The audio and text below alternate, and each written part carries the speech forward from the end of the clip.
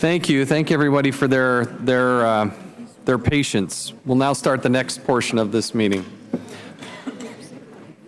Pursuant to Committee Rule 5B and House Rule 11-2H4, the chair announces that he may postpone further proceedings today on any question of approving any measure on which or matter or adopting an amendment on which a recorded vote of the yeas and nays are ordered. Let us begin. The first item for consideration is H.R. 50, the Unfunded Mandates Information and Transparency Act, authored by the gentlewoman from North Carolina, Ms. Virginia Fox. I ask unanimous consent that the bill be considered as read and open for amendment at any point. Hearing no objection, so ordered. I'd now like to start by recognizing the gentleman from North Carolina, Mr. Meadows, for 5 minutes to explain the legislation. Mr. Meadows. Thank you, Mr. Chairman. The Unfunded Mandates Reform Act, or better known as UMRA, was enacted in 1995 to promote informed and deliberative decisions by Congress and federal agencies concerning the appropriateness of federal mandates. However, it quickly became apparent that despite the good intentions, UMRA failed to curb the imposition of federal mandates to help raise awareness about unfunded mandates and to ensure more of these mandates are captured by UMRA. H.R. 50, the Unfunded Mandates Information and Transparency Act, was introduced by Representative Virginia Fox. H.R. 50 is a bipartisan legislation that improves the regulatory process and creates more certainty for job creators. The bill will close existing loopholes in the law and bring transparency and accountability to the regulatory process. H.R. 50 requires that an independent regulatory agency complies with UMRA. Independent regulatory agencies are excluded from UMRA's requirement, but the regulation that promulgates can impose significant cost and burdensome requirements. Currently, regulations issued by agencies such as the Securities and Exchange Commission or the National Labor Relations Board are excluded from the cost-benefit analysis otherwise required under the current Act. H.R. 50 codifies the principles of the regulation, the Executive Order 12866, issued by President Clinton, and reaffirms in the Executive Order 13563, issued by President Obama. It also codifies Executive Orders 12866 requirement that agencies conduct cost-to-benefit analysis. H.R. 50 requires agencies to consult with the private sector prior to proposing a major rule. Currently, this requirement only applies to state, local, and tribal governments. And in light of President Obama's emphasis on early stakeholder input on the development of federal regulations, there is no reason to exclude the private sector stakeholders from this early consultation requirement. H.R. 50 allows the chairman or the ranking member of any congressional committee to request that an agency can conduct a retrospective analysis of existing federal regulatory mandate. President Obama has acknowledged the need for retrospective review, stating that each agency, quote, should periodically review its existing significant regulations to determine whether any such regulation should be modified, streamlined, expanded, or repealed to make the agency's regulatory program more effective or less burdensome in achieving the regulatory objectives, end quote. This change would ensure existing regulations are reviewed. H.R. 50 extends judicial review to ensure agencies carefully consider the least costly and least burdensome regulatory alternative. And according to the Small Business and Entrepreneurial Council, the current judicial review provision, including an UMRA, quote, lacks teeth and offers no real incentives for agencies to deal legitimately with UMRA's requirement.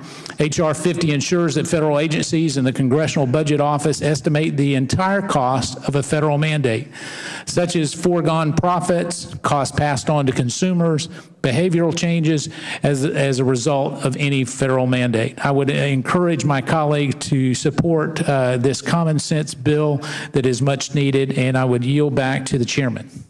I thank the gentleman. Now recognize the ranking member for 5 minutes. Thank you very much, Mr. Chairman. I oppose H.R. 50. I also oppose the procedure that is being used to consider this bill. The law this bill amends is the Unfunded Mandates Reform Act.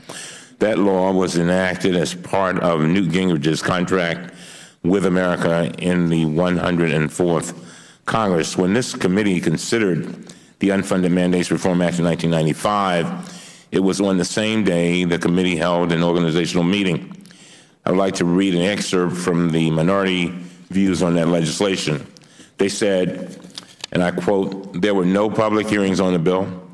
The bill was drafted in secret with no consultation with the minority. It was introduced on Wednesday, January 4th, and available in print on Friday, January 6th. The markup was held 4 days later," end of quote. Here we are, almost exactly 20 years later, and not much has changed. We're again considering this bill on the same day as the organizational meeting of the committee.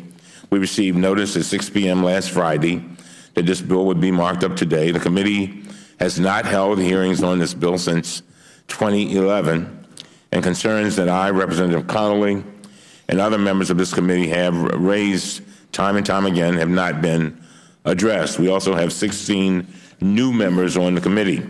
I believe that I can speak for the new members on this side of the aisle that they have not had adequate time to review this bill and understand its full impact. The bill does not need to be rushed through the committee, especially given that many members have concerns with it. Mr. Chairman, this bill could be referred to a subcommittee and go through the regular order, including a hearing and a subcommittee markup. One of the most egregious parts of this bill would allow private industry to have the opportunity to influence a proposed agency rule before it is even made publicly available. For example, big drug companies could shape rulemakings on drug safety before the doctors or other public health professionals. Mortgage companies could get the first shot at watering down consumer protections for homeowners. Agencies should consult with industry on proposed rules, but private corporations should never be given an unfair preference over other stakeholders, particularly over the consumers these rules are designed to protect. The bill also would expand UMRA's judicial review provision in direct contradiction to the intent of Congress when UMRA was enacted. This bill also would put independent agencies in jeopardy of political interference. The Unfunded Mandates Reform Act currently exempts independent agencies from its reporting requirements. The bill removes that exemption.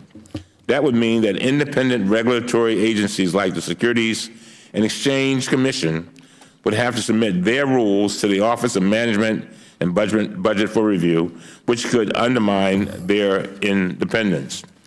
These are just some of the problems with the bill. I ask unanimous consent to insert into the record a letter sent to the committee today from the Coalition for Sensible Safeguards. This letter expresses the opposition of over 70 scientific, good government, faith, health, environmental, labor, and public interest groups to the bill. Without objection, so ordered. This letter says, and I quote, and as I close, "If passed, this legislation will rob the American people of many critical upgrades to public health and safety standards, especially those that ensure clean air and water, safe food and consumer products, safe workplaces, and a stable, prosperous economy." I oppose the bill and urge my colleagues to vote no. With that, I yield back. Thank the gentleman. The gentleman yields back. With the vote on the floor, without objection, the committee is going to stand in recess subject to the call of the chair. In other words, we're going to recess now. When we're done with votes, we'll reconvene. So please hustle back. We'll continue this bill, and then Mr. Lynch's bill that he's worked on with Mr. Farenthold. We'll get these two bills done. The committee stands in recess.